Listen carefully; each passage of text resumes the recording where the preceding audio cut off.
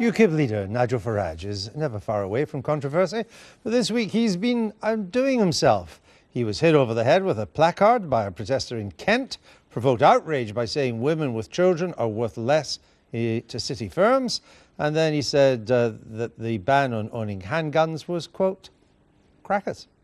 He also seemed less than sure of his party's own policies when I interviewed him on the Daily Politics. And the story that got everyone talking was the suggestion by a UKIP councillor that flooding is linked to gay marriage.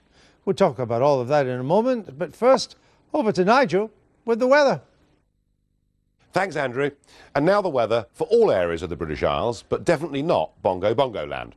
You may have heard about a storm in a teacup that developed when a UKIP town councillor in Oxfordshire was suspended by my party after he blamed the floods on David Cameron's gay marriage bill.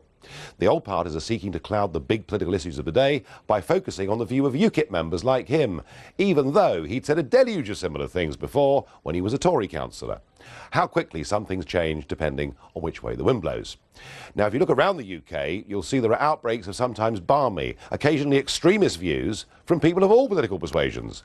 In Whitby, the sun was apparently briefly obscured by a UFO after a Labour councillor claimed to have fathered a child with an extraterrestrial. He also says his real mother is a 9-foot green alien with 8 fingers.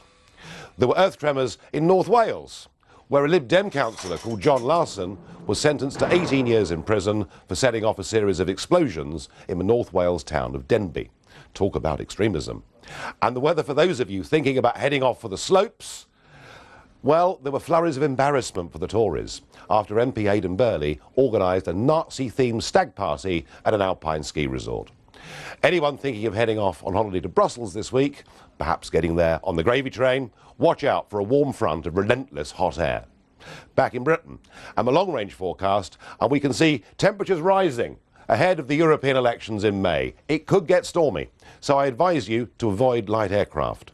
We hope there'll be a sprinkling of real ale on lower-lying areas, outbreaks of common sense, and absolutely no chance of cyclonic fruitcakes. Back to you, Andrew, with the rest of the Sunday Politics. The weather, according to Nigel Farage.